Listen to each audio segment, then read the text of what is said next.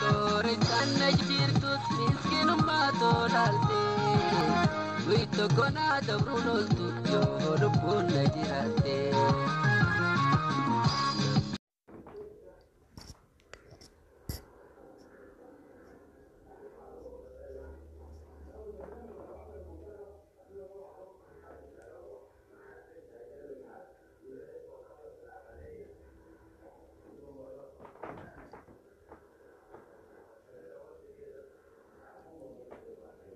السلام عليكم ورحمة الله وبركاته. كبجمتوتا جالتمتوتا إلمان الرمو أقام جرتو نجا حسني بقى جراتني عمل لي ديبيه دفيتين جرا دقيقة تقبودا تقدراي جدا وبوليس هي برسا سلطان فجمو أكيد أمسني تيميتين جرا عمل لي لما فا بالبلا يروم بيا بالبلو وبوليس هي إساتيك أيتو كيسرتك برتا خطا سجليتي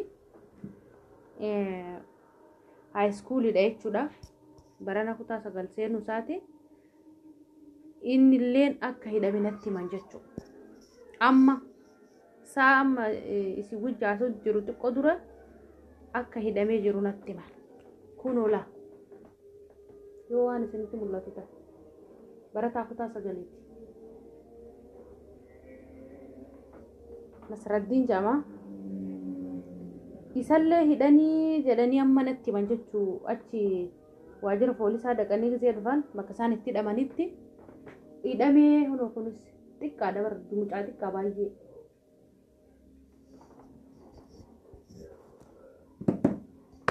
akka kana jirra Oromoo mana tokko keessa ilmaan meeqa dhabu jira ilmaan meeqa sababni isaan dhabnuuf yookaan immoo sababni obboleeyyan keenya akkatti teena bakka takkatti hidhamtee dhumaniif immoo Jawaar faa hidhaa bahanii beelan kachitti dhumu jiran badii takka maleedha sagalee taanaaf jedhanii hiriira bahan malee wanni isaan godhan takka jirtu kaleessa jechuu mana barumsaa harootti naannawa keenyatti jechuu wanni isaan godhan takka hin jiru badiin isaan godhan takka hin jiru Oromooti jira.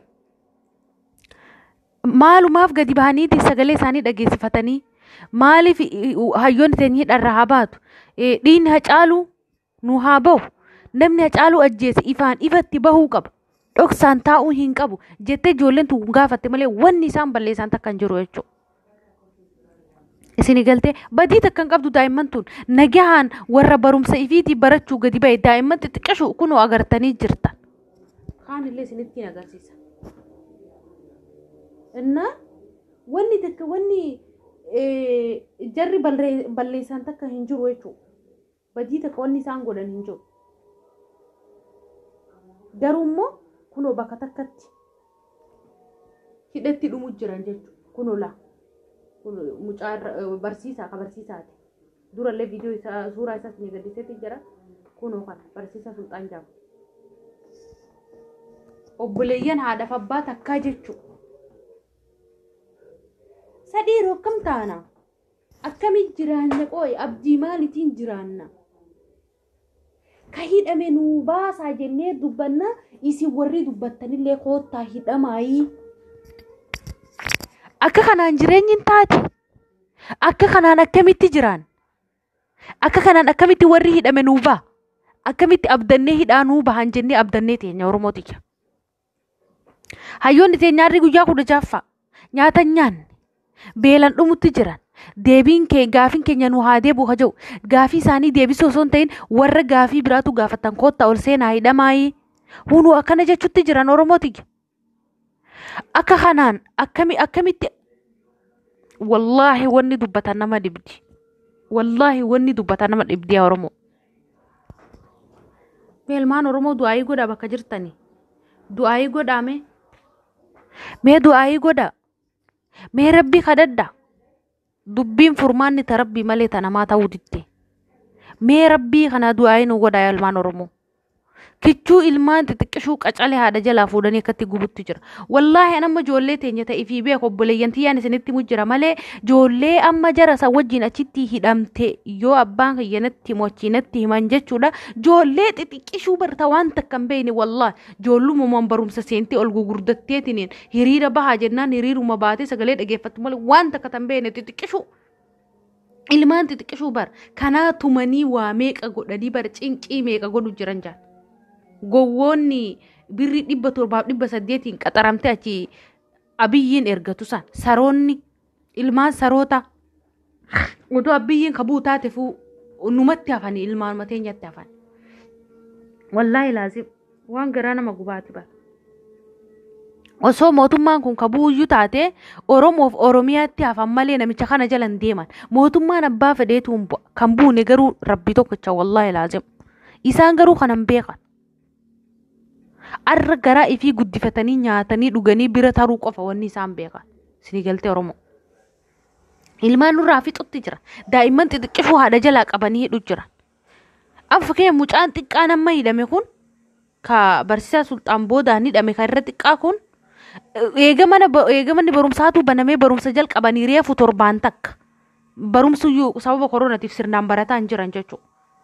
Kara mana barumsaatti saniitu eega dhufeefu haara mana barumsaa saniifu. Haayiskuulii masaniifu. Osoo ijoollee waan takka hin beekne ta'eefiifu ol seentee gaduun taahin dhaabbata bakkuma jiran kana mana barumsaa kana addan baafatee fuudhaniitiin kara mana hidhaatti. Maalumaaf dubbattan maaliifin firii Jawaar Muhammad maaliif jettan Baqqalaa Garbaa maaliif jettan firiin kun maali? Haa hidhamanii taa'anii haa beelan taa'anii haa dhumanii maaltu isin galchee? Akkana ga'ee akkanumaaf malee maa waan biraa maaliif deemarre? Oromootii callifnullee dhuma jirra. Dubbannullee dhuma jirra. Tumamuuf hidhamuuf dararamuun nurraa hafaa hin jiru. Akka kanaan immoo akkamii jiraanna? Takkaa dhumnee takkaa jiraannee argamu. Silaa dhumuu ittuma jirra yoom dhiisnee miti.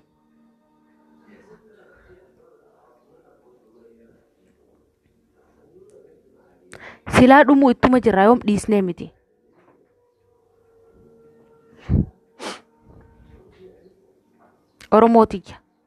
Oromootiyya akka taanu dhabnee akka namni akka tahu dhabe akka hin taane taha jaan. Wallaahi lubbuu ijoollee barattoota 5,000 irratti dhabne wayyaane ofirraa biyyatti itti galchine tana abiyyiin dhoqqee nutti dhiitee jira Jawaariin faanurraa ajjeesuuf deema. Namni bishaanii midhaan malee guyyaa 16. Bishaanii midhaan malee guyyaa 16 ture kun. Waan ta'u hin beekamu ammaan booda. Guyyaa takkaa fi 2 ooluu nuun danda'u. Rabbiitu dandeessise malee. San biratti ijoollee isaaniif hiriira baate hundaa'uu mirga isaanii gaafachuu gabbaate akkatti fuudhanii hidhanii fixan ilmaan nurraa fixan. Taanii hin gubanna tanaa hin gubanna sanii hin gubanna. Yaa ilmaan Oromoo maal ta'uu nu wayya maal nu wayya maraannee dhumannee bara. Sammuun nu gubatte wallaahi. Furmaata dhabnee jira Oromootiyya. Rabbi furmaata nu haa godhu. Du'aayii nu godha. Inshaa Allah Rabbiin warra hidhame hunda hidhamtoota siyaasaa hundaa fi ilmaan teenya obboleeyyan teenya hidhamte hundaayyuu Rabbi nu haa baasu. Akkanaa isiniin ja'a. Arra waaniin dubbaduu fi waaniin dhiisullee hin beeku wallah. Akkaan godhullee hin beeku. Callisuufis nama dibdi dubbachuufillee nama dibdi. Akka hundatti waan nama dhibaati Rabbiin nagaan ilmaan teenyachi haa baasu. Hunda isaanii Rabbiin baaseetiin nu haa gammachiisu. Teennas hunda waan Oromoo ta'e hundaa waan cufa rakkina keessa jiru hunda Rabbi rahmata nu haa godhuun isiniin ja'a. Assalaamu alaikum warahmatullaahi wabarakaatu. Hanganuma isiniin jechuu deemaa isinitti illee dheeressuu nagaatti.